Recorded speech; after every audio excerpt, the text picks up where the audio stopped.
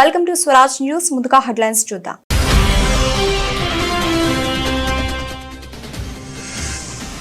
Trump విధానాలపై fed chairman Jerome ఆగ్రహం. సుంకాల పెంపుతో ద్రవ్యోల్బణం తీవ్ర స్థాయికి చేరుకుంటుందన్న fed chairman Jerome Powell.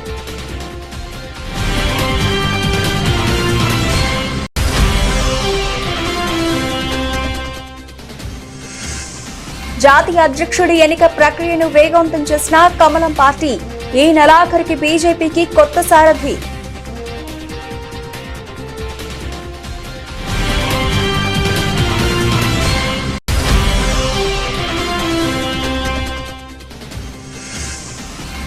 Japan చేరుకున్న తెలంగాణ సీఎం రేవంత్ రెడ్డి బృందం సోనీ గ్రూప్ సహా వివిధ సంస్థలతో భేటీ.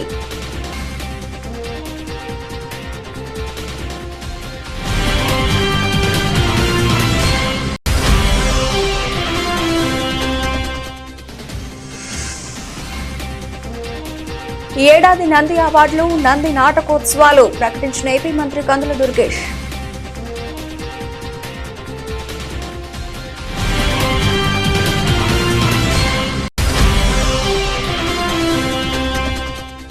నేషనల్ హెరాల్డ్ స్కామ్, కాంగ్రెస్ ధర్నాలను చూసి ప్రజలు నవ్వుకుంటున్నారన్న కేంద్ర మంత్రి కిషన్ రెడ్డి. దేశవ్యాప్తంగా కాంగ్రెస్ శ్రేణులు ధర్నాలు చేపట్టడం సిగ్గుమాలిన చర్య అని ధ్వజం.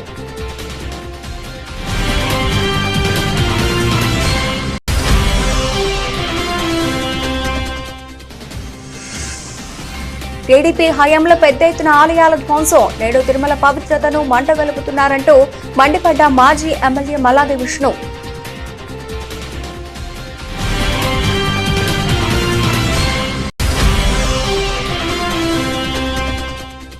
ప్రజాపాలనలో సింగరేణిలో చారిత్రక ఘట్టం ఆవిష్కృతం. ఒడిశా రాష్ట్రంలో సింగరేణి నాయిని బొగ్గు ప్లాంట్ ను వర్చువల్ గా ప్రారంభించిన తెలంగాణ ఉప ముఖ్యమంత్రి భట్టి విక్రమార్క.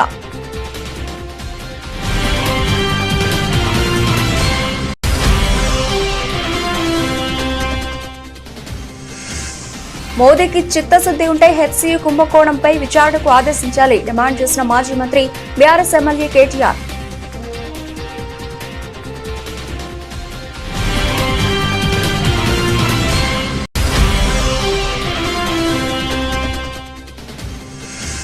నాలుగేళ్ల తర్వాత ఐపీఎల్లో సూపర్ ఓవర్. అప్పుడు కూడా విజేత ఢిల్లీనే. మళ్లీ అగ్రస్థానంలోకి ఢిల్లీ క్యాపిటల్స్.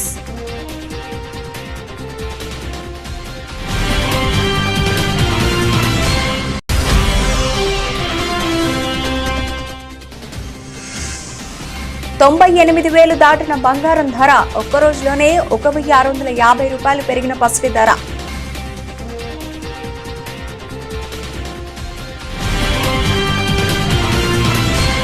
అమెరికా అధ్యక్షుడు డొనాల్డ్ ట్రంప్ అంతర్జాతీయ వాణిజ్య భాగస్వాములపై విధించిన సుంకాల ప్రభావం అగ్రరాజ్య కంపెనీలు, పరిశ్రమలపై పెను ప్రభావం చూపుతోంది. దీంతో ట్రంప్ ఆర్థిక విధానాలపై స్వదేశంలోనూ పెద్ద ఎత్తున విమర్శలు వ్యక్తమవుతున్నాయి. ఇప్పటికే అమెరికాలోనే అతిపెద్ద ఆర్థిక వ్యవస్థ కలిగిన కాలిఫోర్నియా ఈ విషయంలో ట్రంప్ పరిపాలన యంత్రాంగంపై న్యాయ పోరాటానికి సిద్ధం కాగా, తాజాగా America central bank Fed chairman Jerome Powell దీనిపై స్పందిస్తూ తీవ్ర విమర్శలు గుప్పించారు. ట్రంప్ టారిఫ్ విధానాలతో అమెరికాలో తీవ్ర పరిణామాలు తప్పవని ఆయన మండిపడ్డారు. సుంకాల పెంపుతో ద్రవ్యోల్బణం తీవ్ర స్థాయికి చేరుకుంటుందని ఆయన పేర్కొన్నారు. ట్రంప్ పాలనలో విధానపరమైన మార్పులు, ఫెడరల్ రిజర్వ్ సిస్టమ్, అమెరికా కేంద్ర బ్యాంకును ముంచేశాయని ఆయన తీవ్ర స్థాయిలో విమర్శించారు. The level of tariff increases announced so far is significantly larger than anticipated, and the same is likely to be true of the economic effects, which will include higher inflation and slower growth. Both survey and market-based measures of near-term inflation expectations have moved up significantly, with survey participants pointing to tariffs. Survey measures of longer-term inflation expectations, for the most part, appear to remain well anchored as well. Market-based break-evens continue to run close to 2%. So, as we gain a better understanding of the policy changes, we'll have a better sense of the implications for the economy and hence for monetary policy. Tariffs are highly likely to generate at least a temporary rise in inflation. BJP తదుపరి జాతీయ అధ్యక్షుడిని ఎన్నుకునే ప్రక్రియను కమలం party వేగవంతం చేసింది. ఈ నెల చివరి నాటికి కమలం పార్టీకి కొత్త సారథి రానున్నట్లు తెలిసింది. ఈ మేరకు సంబంధిత వర్గాలను ఊటంకిస్తూ జాతీయ మీడియాలో వరుస కథనాలు వస్తున్నాయి. పార్టీ రాజ్యాంగం ప్రకారం జాతీయ అధ్యక్షుడిని బీజేపీ నేషనల్ ప్రెసిడెంట్ ఎన్నుకునే ప్రక్రియను ప్రారంభించే ముందు కనీసం సగం రాష్ట్ర యూనిట్లలో సంస్థాగత ఎన్నికలు పూర్తి చేయాల్సి ఉంటుంది. ఇందులో భాగంగానే ప్రస్తుతం జరుగుతున్న సంస్థాగత ఎన్నికలు సజావుగా సాగుతున్నాయని పార్టీ వర్గాలు తెలిపాయి. 19 రాష్ట్ర అధ్యక్షుల పేర్లను ప్రకటించిన తర్వాత పార్టీ తదుపరి జాతీయ అధ్యక్షుడి కోసం ప్రక్రియ ప్రారంభమవుతుంది. అయితే ఇప్పటికే 14 రాష్ట్రాల్లో సంస్థాగత ఎన్నికలు పూర్తయ్యాయి. ఆయా రాష్ట్ర అధ్యక్షుల పేర్లను కూడా ప్రకటించారు. కీలక రాష్ట్రాలైన ఉత్తరప్రదేశ్, గుజరాత్, మధ్యప్రదేశ్, కర్ణాటక, ఒడిశా రాష్ట్రాల అధ్యక్షుల పేర్లు ఖరారు కావాల్సి ఉంది. ఇందుకోసం పార్టీ అగ్రనాయకత్వం విస్తృత చర్చలు జరుపుతోంది. ఈ రాష్ట్రాలకు 2-3 రోజుల అధ్యక్షులను నియమించే అవకాశం ఉంది. ఆ తర్వాత జాతీయ అధ్యక్షుడి నియామక ప్రక్రియను చేపట్టనున్నట్లు సదరు వర్గాలు వెల్లడించాయి. ఈ నెలాఖరికి లేదా వచ్చే నెల ఆరంభంలో ఈ ప్రక్రియ పూర్తి కానున్నట్లు పార్టీ అంతర్గత వ్యక్తుల ద్వారా తెలిసింది. 5 ఏళ్లకోసారి ఏర్పాటయ్యే ఆర్థిక సంఘం భారత రాజ్యాంగం నిర్దేశించిన విధులను నిర్వర్తిస్తోందని, కేంద్ర ప్రభుత్వ పన్నుల రాబడిలో రాష్ట్రాలకు ఏ విధంగా పంపిణీ చేయాలనే దానిపై సిఫార్సులు చేస్తుందని 16వ ఆర్థిక సంఘం చైర్మన్ డాక్టర్ అరవింద్ పనగారియా అన్నారు. విజయవాడ నోవాటెల్లో జరిగిన మీడియా సమావేశంలో మాట్లాడుతూ నిధుల వాటా పంపిణీకి సంబంధించి సిఫార్సులు చేసేందుకు వీలుగా రాష్ట్రాలతో విస్తృత సంప్రదింపులతో పాటు వివిధ వర్గాల నుంచి సలహాలు, సూచనలు తీసుకోవడం జరుగుతుందని, ఈ క్రమంలో ఇప్పటికే 22 రాష్ట్రాల్లో పర్యటించడం జరిగిందని, 23వ రాష్ట్రంగా ఆంధ్రప్రదేశ్ లో పర్యటిస్తున్నట్లు తెలిపారు. వచ్చే 20-25 సంవత్సరాల్లో భారతదేశం ఎలా ఉండబోతోందో, 2047 వికసిత భారత దార్శనికత గురించి మరియు స్వర్ణాంధ్ర 2047 దార్శనికతను వివరించారన్నారు. ఆంధ్రప్రదేశ్ రాష్ట్ర ఆర్థిక వ్యవస్థపై విభజన ప్రభావం, వనరుల లభ్యత, భవిష్యత్ అవసరాలను ముఖ్యమంత్రి తన ప్రెజెంటేషన్ లో కవర్ చేశారని తెలిపారు. ఆర్థిక సంఘం వర్టికల్ డెవల్యూషన్ వాటా ప్రస్తుతం ఉన్న 41% నుంచి 50% పెంచాలని ముఖ్యమంత్రి కోరినట్లు తెలిపారు. ఆంధ్రప్రదేశ్ విభజన తర్వాత ఎదురయ్యే సవాళ్లను commission పరిశీలిస్తుందన్నారు. So that weight is recommended to be reduced to 30%. Tax and fiscal effort, that is, for each rupee worth of GSDP, how much revenue do you raise, right? If you raise more, then that should be incentivized. That's the idea, or that should be rewarded. So the 15th had given a weight of 2.5% to that. Andhra Pradesh, instead of that, has recommended that contribution of agriculture and allied sectors to the gross state value added in the total gross value. Telangana ముఖ్యమంత్రి రేవంత్ రెడ్డి నేతృత్వంలోని బృందం Japan చేరుకుంది. వారం రోజుల పాటు ఈ బృందం Japan లో పర్యటించనుంది. జపాన్ లోని భారత రాయబారి షింబు జార్జ్ ముఖ్యమంత్రి రేవంత్ రెడ్డికి, ఇతర అధికారులకు ఆతిథ్య విందు ఏర్పాటు చేశారు. జపాన్ రాజధాని టోక్యోలోని 100 ఏళ్ల నాటి ఇండియా హౌస్ లో జరిగిన ఈ విందులో రేవంత్ రెడ్డితో పాటు పలువురు తమిళనాడు ఎంపీలు పాల్గొన్నారు. రేపు టోక్యోలో Sony Group, Japan International Cooperation Agency, Japan Bio Industry Association తో సహా వివిధ సంస్థలతో ముఖ్యమంత్రి సమావేశం కానున్నారు. గురువారం సాయంత్రం రాష్ట్ర బృందం తోషిబా ఫ్యాక్టరీని సందర్శించనుంది. కూటమి ప్రభుత్వంలో కళలు, కళాకారులకు మంచి రోజులు వచ్చాయని ఏపీ పర్యాటక, సాంస్కృతిక, సినిమాటోగ్రఫీ మంత్రి కందుల దుర్గేష్ అన్నారు. విజయవాడ తుమ్మలపల్లి వారి క్షేత్రీయ కళాక్షేత్రంలో ఆంధ్రప్రదేశ్ రాష్ట్ర చలనచిత్ర, టీవీ మరియు నాటక రంగ అభివృద్ధి సంస్థ ఆధ్వర్యంలో నిర్వహించిన తెలుగు నాటక రంగ దినోత్సవం 2025 ఘనంగా జరిగింది. ఈ సందర్భంగా నాటక రంగంలో అత్యుత్తమ ప్రతిభ కనబరిచిన 110 మంది కళాకారులకు మంత్రి దుర్గేష్ చేతుల మీదుగా అవార్డులను ప్రదానం చేశారు. అందులో భాగంగా రాష్ట్ర స్థాయిలో 3 కందుకూరి ప్రతిష్టాత్మక రంగస్థల పురస్కారాలు, జాతీయ స్థాయిలో 107 మందికి కందుకూరి విశిష్ట పురస్కారాలను అందజేశారు. ఈ సందర్భంగా మంత్రి కందుల దుర్గేష్ మాట్లాడుతూ నంది అవార్డులు, నంది నాటకోత్సవాలు ఏడాది తప్పకుండా నిర్వహిస్తామని స్పష్టం చేశారు. పౌరాణిక, పద్య నాటకాలకు నేటికి ఆదరణ ఉందని, ఆధునిక నాటకాన్ని ముందుకు తీసుకెళ్లాల్సిన ఆవశ్యకతను ఆయన వివరించారు. ఈ కార్యక్రమాల పరంపర కొనసాగించడానికి ప్రోత్సాహం అందిస్తున్నటువంటి ఆంధ్రప్రదేశ్ రాష్ట్ర ముఖ్యమంత్రి వర్యులు శ్రీ నారా చంద్రబాబు నాయుడు గారికి, స్వయానా కళాకారుడైనటువంటి శ్రీ కొణిదెల పవన్ కళ్యాణ్ గారికి ప్రత్యేకమైనటువంటి ధన్యవాదాలు తెలియజేస్తూ, బూసుపట్టిన పాత భావాల్ని రూపుమాపి ప్రజా జీవితాన్ని చైతన్యవంతం చేసినటువంటి సంఘ సంస్కర్త, యుగ పురుషుడు, నవయుగ వైతాళికుడు శ్రీ కందుకూరి వీరేశలింగం పంతులు గారి పేరుతోటి ఈ నాటకరంగ దినోత్సవాన్ని మనం సగర్వంగా ఏర్పాటు చేసుకున్న తర్వాత ఆ మహానుభావుడు తన సంస్కరణోద్యమానికి మాధ్యమంగా ఉపయోగించుకున్నటువంటి నాటకం, మాధ్యమంగా ఉపయోగించుకున్నటువంటి నవల, మాధ్యమంగా ఉపయోగించుకున్నటువంటి ఇతరత్ర రచన వ్యాసంగాలు ఇవన్నీ కూడా ఇవాళకి కూడా సజీవంగా నిలబడినటువంటి నేపథ్యంలో తెలుగులో మొట్టమొదటి నాటకాన్ని శ్రీ కందుకూరి వీరేశలింగం పంతులు గారే రచించారనేటువంటి మాట మనందరికీ తెలుసు. వ్యవహార బోధిని, వ్యవహార ధర్మ బోధిని అనేటువంటి నాటకంతో ప్రారంభించి సత్యహరిశ్చంద్ర లాంటి నాటకాలు ఆ రోజుల్లో ఆయన రాశారు. ఆ తర్వాత రాజశేఖర చరితం అనేటువంటి నవలను కూడా వారు రచించడం జరిగింది. అదేవిధంగా తన ఉద్యమానికి ఊతంగా ఇలాంటి రచనల ద్వారా ప్రజల్ని ఉత్తేజపరిచినటువంటి సందర్భాలు కూడా మనం చాలా సందర్భాల్లో గమనించాం. అటువంటి మహానుభావుడి జయంతి అయినటువంటి ఏప్రిల్ 16వ తారీఖుని ఆయన తెలుగు నాటక రంగానికి ఆద్యుడిగా భావిస్తూ ఆయన పేరు మీద నాటక రంగ దినోత్సవంగా మనం ఏప్రిల్ 16ని జరుపుకుంటున్నటువంటి సందర్భంలో దేశ చరిత్రలో ఎన్నోసార్లు అవినీతి అక్రమాలకు పాల్పడిన కాంగ్రెస్ అదే తీరులో వేల కోట్ల రూపాయలు నేషనల్ హెరాల్డ్ కుంభకోణానికి పాల్పడిందని కేంద్ర మంత్రి కిషన్ రెడ్డి అన్నారు. స్వాతంత్ర్య సమరయోధులు స్థాపించుకున్న నేషనల్ హెరాల్డ్ పత్రికతో పాటు సంబంధిత ఆస్తులను దొడ్డిదారిన రాహుల్ సోనియా గాంధీకి చెందిన రియల్ ఎస్టేట్ కంపెనీకి బదలాయించుకున్నారని ఆరోపించారు. ఈ ఘటనపై విచారణ చేపడితే దేశవ్యాప్తంగా కాంగ్రెస్ శ్రేణులు ధర్నాలు చేపట్టడం సిగ్గుమాలిన చర్య అని ధ్వజమెత్తారు. చట్టం మీద విశ్వాసం ఉన్న వాళ్లు ధర్నాలు చేయరని, కాంగ్రెస్ నేతల ధర్నాలను చూసి ప్రజలు నవ్వుకుంటున్నారని అన్నారు. నెహ్రూ కుటుంబానికి దేశాన్ని లూటీ చేయాలన్న ఉద్దేశమే తప్ప సేవ చేయాలనే సంకల్పం లేదని ఆరోపించారు.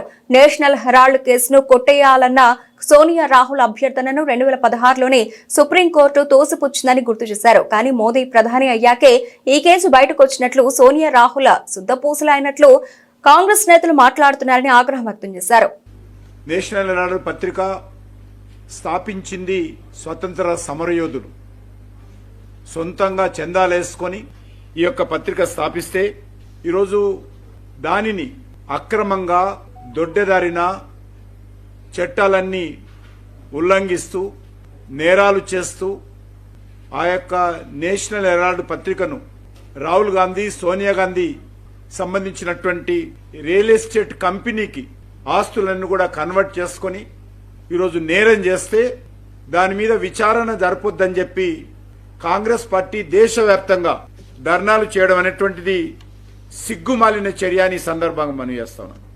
ఏ మాత్రం కాంగ్రెస్ పార్టీకి చట్టం మీద, నీతి మీద, నిజాయితీ మీద విశ్వాసం ఉంటే వాళ్ళు ఈ రకంగా మాట్లాడరు, ధర్నాలు చేయరు.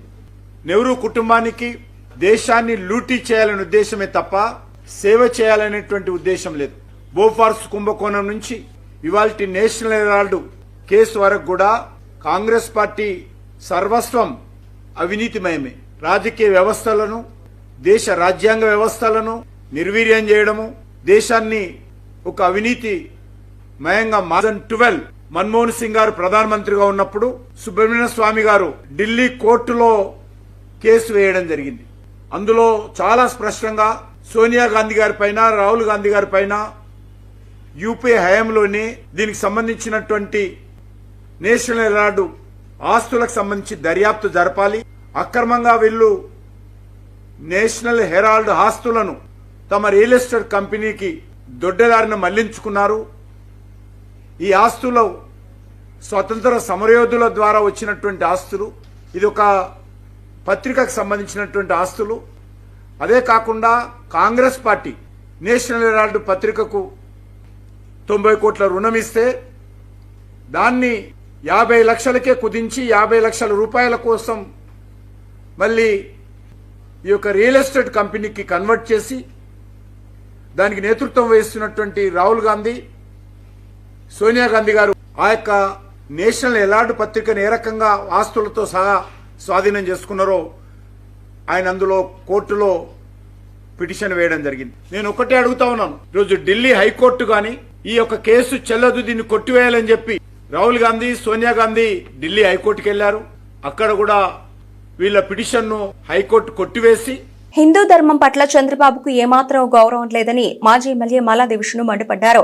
తాడేపల్లి వైఎస్ఆర్సీపీ కేంద్ర కార్యాలయంలో మీడియాతో మాట్లాడుతూ ఈ రాష్ట్రంలో హిందూ ఆలయాలను పెద్ద సంఖ్యలో కూల్చిన దుర్మార్గం చంద్రబాబుదైతే తాను అధికారంలోకి రాగానే వాటిని పునర్నిర్మించిన ఘనత వైఎస్ జగన్ది అని స్పష్టం చేశారు.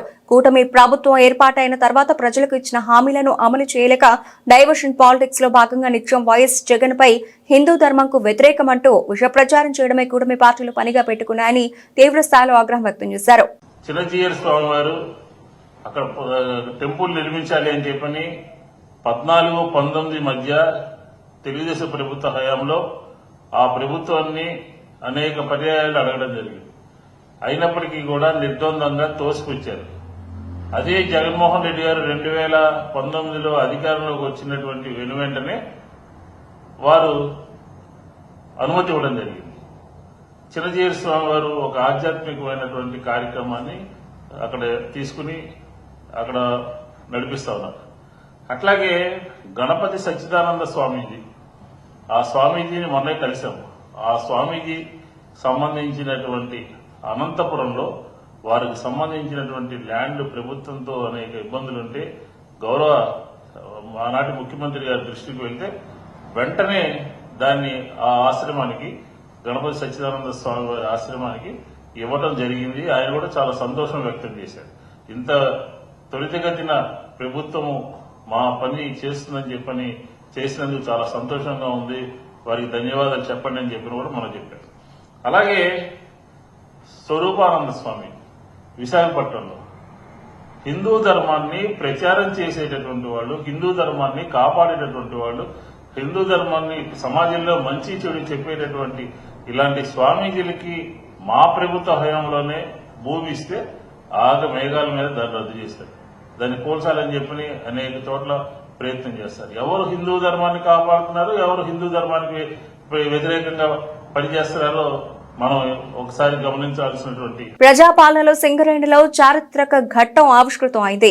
ఒడిశా రాష్ట్రంలో సింగరేణి నాయిని బొగ్గు బ్లాక్ ను రాష్ట్ర ఉప ముఖ్యమంత్రి బట్టి విక్రమార్క వర్చువల్ గా ప్రారంభించారు. తొలిసారిగా ఇతర రాష్ట్రాల్లో బొగ్గు గని ప్రారంభించిన సింగరేణికి అభినందనలు తెలిపారు.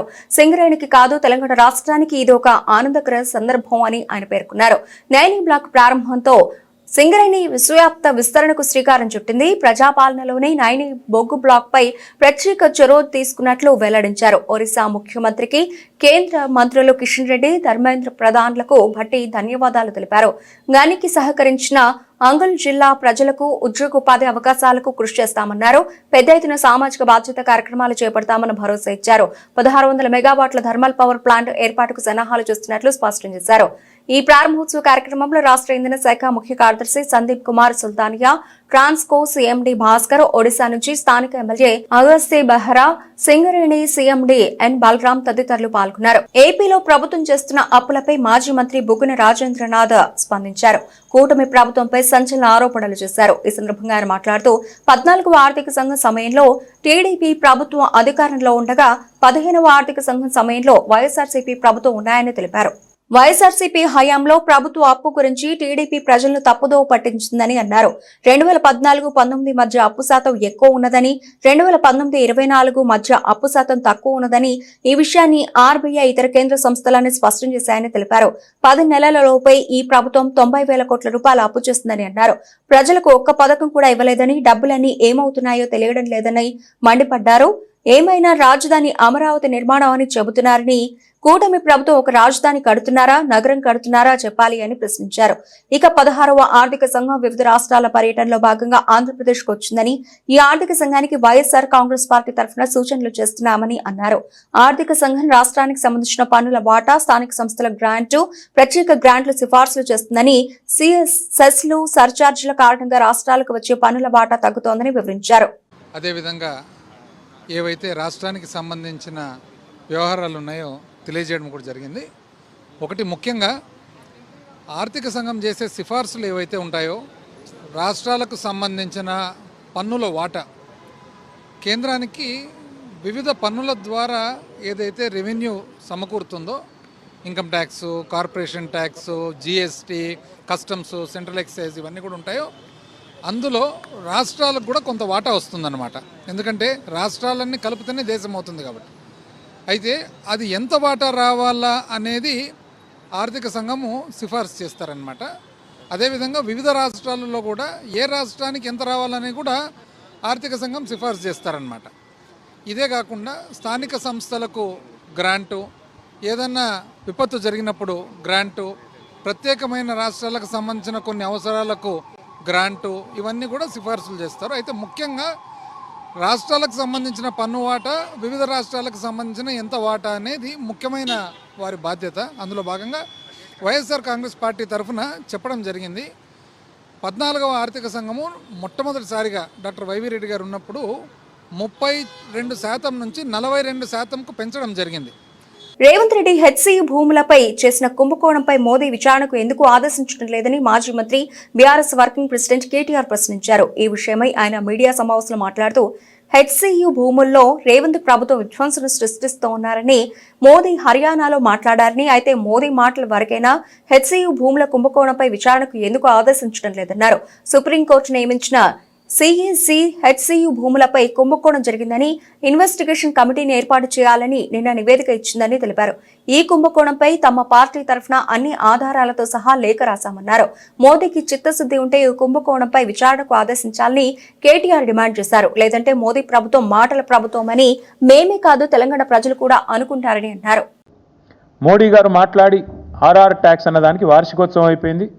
ఏప్రిల్ 24లో మాట్లాడిండు. 25 దాకా ఏం కార్వాయి లేదు, ఏం విచారణ లేదు, దానికి తదుపరి కార్యాచరణ ఏమీ లేదు.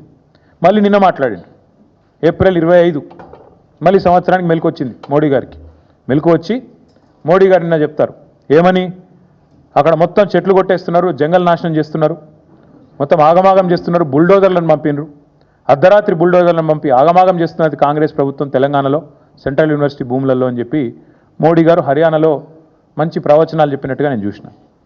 నేను నరేంద్ర మోడీ గారిని అడుగుతా ఉన్నా, this is the report of central empowered committee appointed by Supreme Court of India. Central empowered committee interim report लो स्पष्टंगा చెప్తున్నది. मोदी साहब मैं आपको अंग्रेजी में सुनाना चाहता हूं. सेंट्रल एम्पावर्ड कमेटी जो कि सुप्रीम कोर्ट से अपॉइंट किया गया, उन्होंने साफ साफ कहा कि in view of the seriousness of the violations and potential financial impropriety an independent investigation by any specialized agency may be ordered. This is the report, this is the recommendation of interim recommendation of the committee.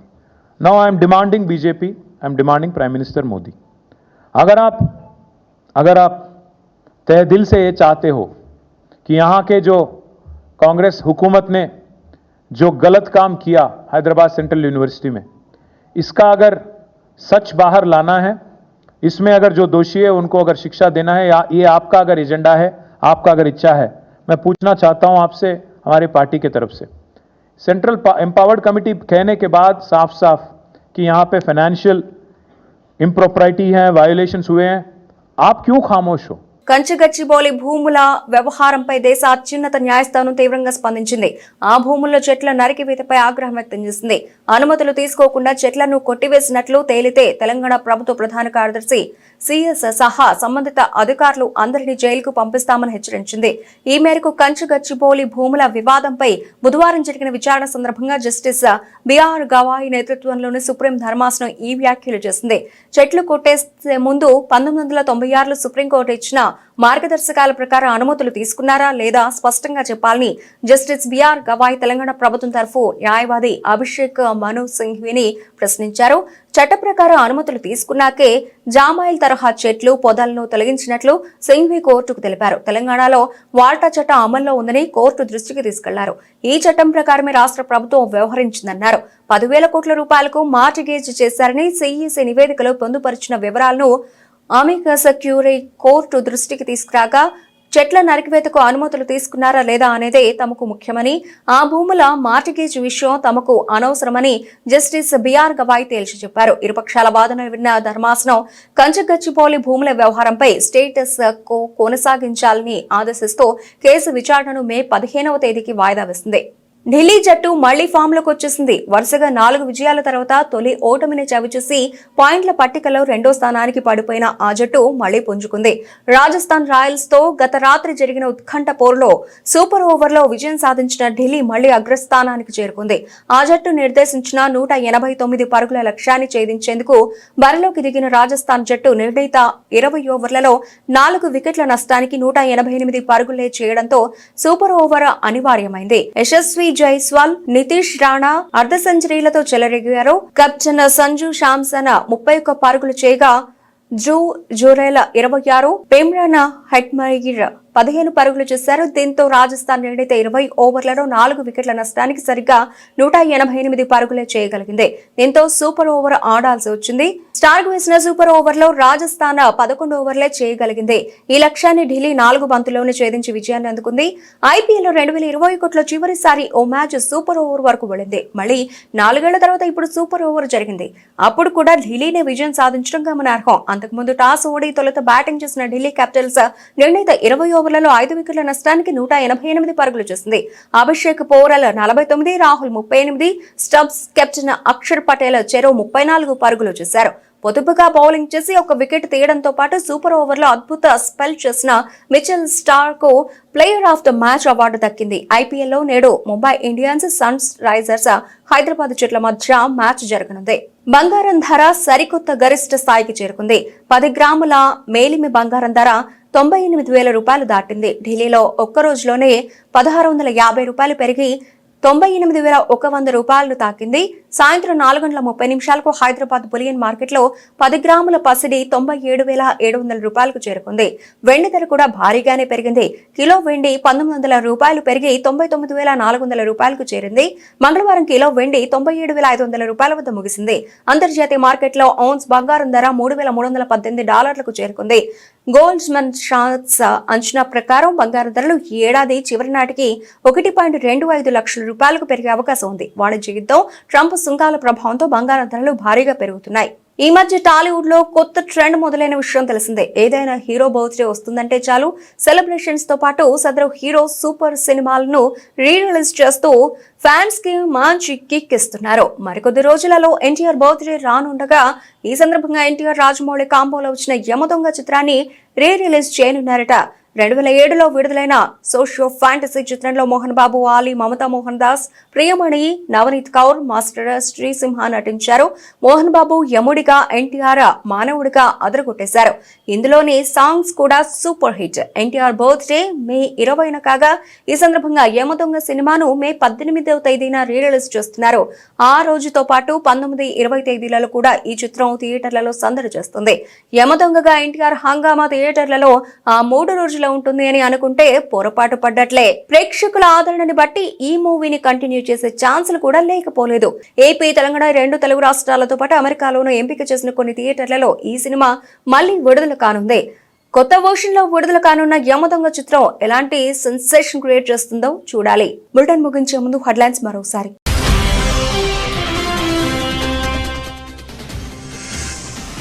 Trump విధానాలపై fed chairman Jerome ఆగ్రహం. సుంకాల పెంపుతో ద్రవ్యోల్బణం తీవ్ర స్థాయికి చేరుకుంటుందన్న fed chairman Jerome Powell.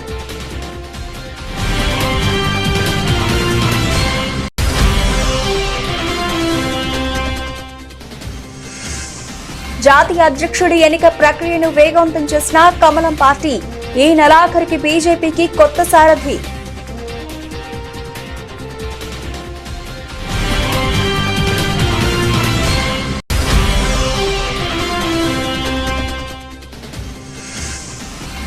Japan చేరుకున్న Telangana CM Revanth Reddy బృందం. Sony group సహా వివిధ సంస్థలతో భేటీ.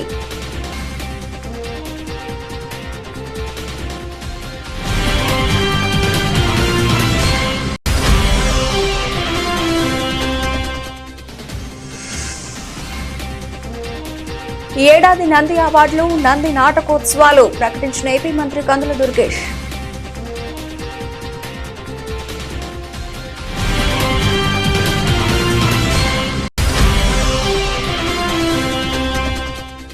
నేషనల్ హెరాల్డ్ స్కామ్, కాంగ్రెస్ ధర్నాలను చూసి ప్రజలు నవ్వుకుంటున్నారన్న కేంద్ర మంత్రి కిషన్ రెడ్డి.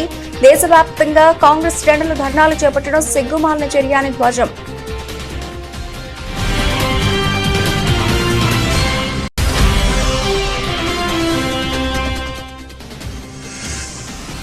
టీడీపీ హయాంలో పెద్ద ఎత్తున ఆలయాల ధ్వంసం, నేడు తిరుమల పవిత్రతను మంటగలుపుతున్నారంటూ మండిపడ్డ మాజీ ఎమ్మెల్యే మల్లాది విష్ణు.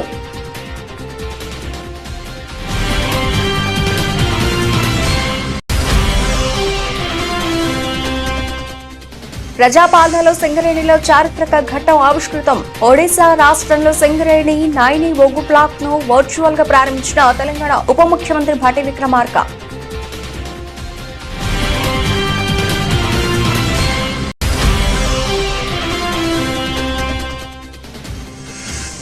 మోదీకి చిత్తశుద్ధి ఉంటే హెచ్సీయూ కుంభకోణంపై విచారణకు ఆదేశించాలి డిమాండ్ చేసిన మాజీ మంత్రి బీఆర్ఎస్ ఎమ్మెల్యే కేటీఆర్.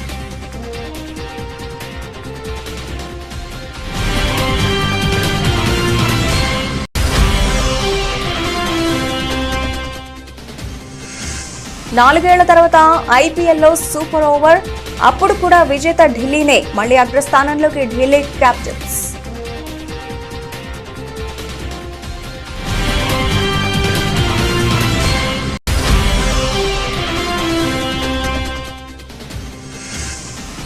$98,000 దాటిన బంగారం ధర. ఒక్కరోజులోనే $1,650 పెరిగిన పసిడి ధర.